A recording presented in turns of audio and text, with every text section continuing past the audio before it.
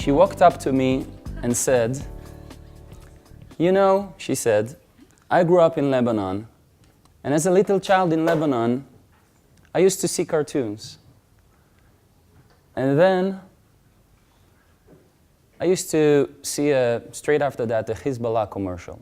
And then I saw Tom and Jerry. You know Tom and Jerry? The cat and the mouse. Yeah, they chase each other, and it's very funny.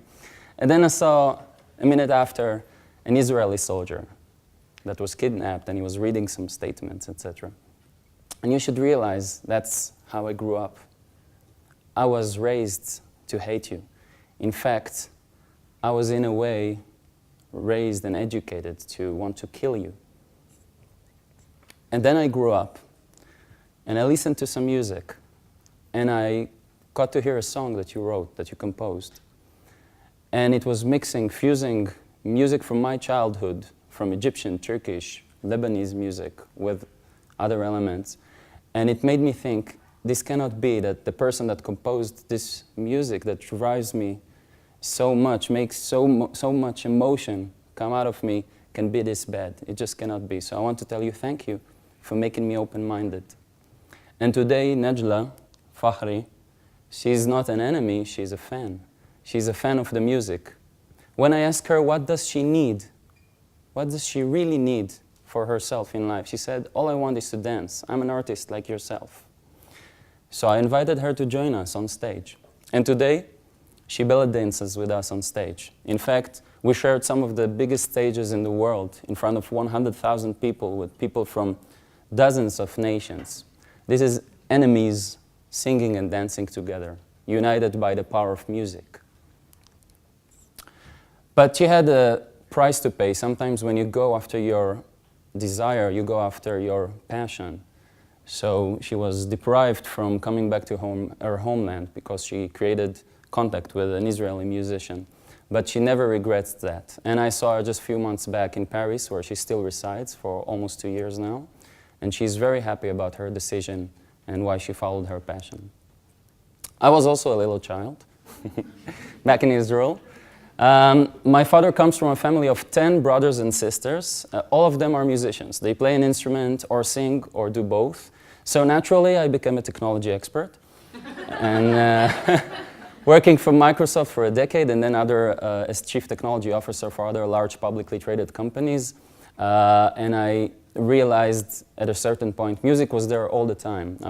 I'm playing instruments for almost 30 years. So I realized I want to be a change agent. I want to be the story of Johanna and other people that I cannot tell you and share with you. All those stories now made me understand that this is what I want to do to bring back to the world. And I believe that, like the child I was there, I was very creative as a child, as I'm sure you were as well, because you were children as well, each and every one of us. I really believe that we are all creative people, and there is evidence around the world supporting that. For example, the Bubble Project, that was first attempted in the New York subway and then replicated successfully to many, many other places in different continents around the world.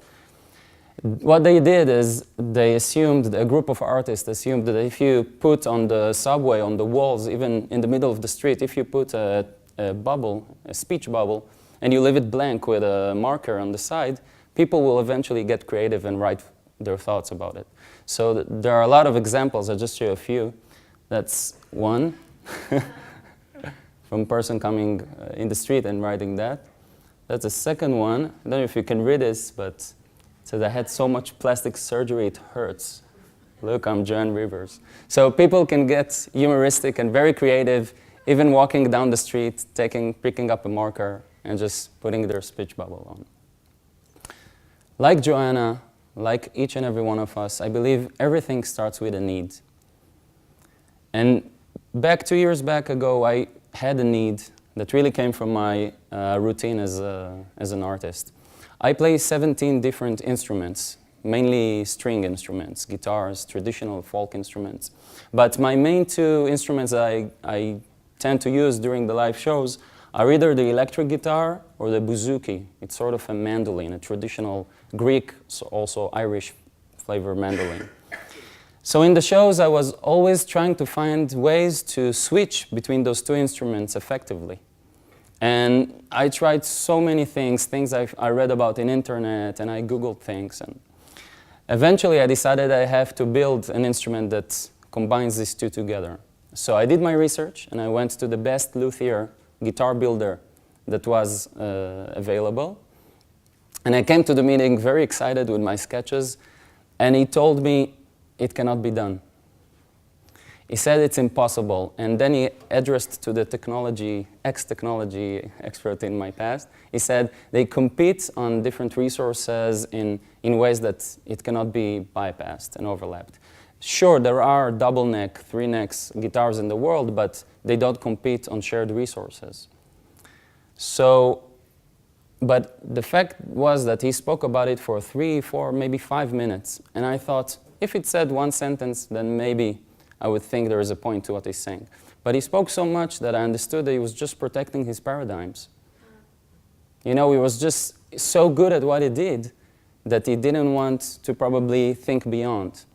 So I went to a piano builder, which knows nothing about guitars, but he knows about acoustics and he knows about wood. And I said, you know, I want to go to the moon. This is my sketch, you know. So he said, sure, I have no idea, but let's go to the moon. And we did it, and it failed. It didn't work. It didn't work. The first model didn't work. We used the wrong woods. It was heavy. All the things that that experts told me were right, and they happened. But we changed the designs. We changed the wood. We changed the electricity, and finally it worked. And I'm very proud to be holding the one and only bouzouki guitar in the world, acoustic and electric at the same time. I'll show you a bit of...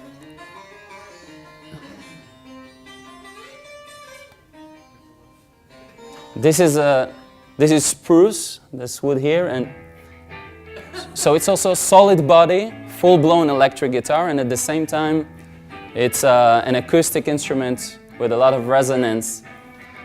No amplification. This is just directly to the sound card of a computer.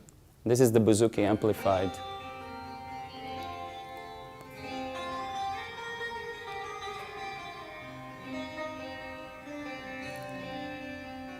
Making the arguably not possible into possible, just by shifting your paradigms. And today I use it a lot in the live shows, etc. But what happened more interestingly than that was that I had a specific need to play these both instruments at the same time. But what I discovered by accident is one time I was connected to the bouzouki and I played the electric. And I got this weird sounds coming out of nowhere. And then I realized that I got something even more than what I wished for or expected. Because these two guitars, they share the same body. The East and the West, they meet. The traditional and the modern, they resonate to each other, and there are sympathetic harmonies going on there. So when you play one, you hear the harmonics on the other one. So I actually created a new sound. This is how a bouzouki sounds when you play the electric guitar.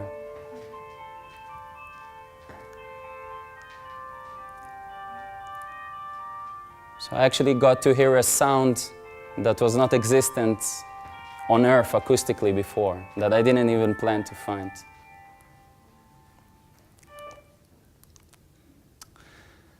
Wynton Marsalis is a trumpet player and an educator. He said once, invest yourself in everything you do.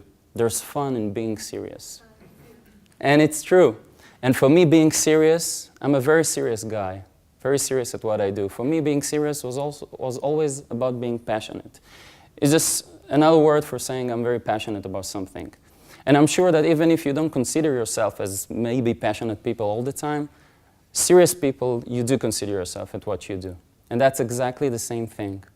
So my humble advice to you now is find out what you need, what you want. Just get serious about it, and don't forget. You are creative. Thank you.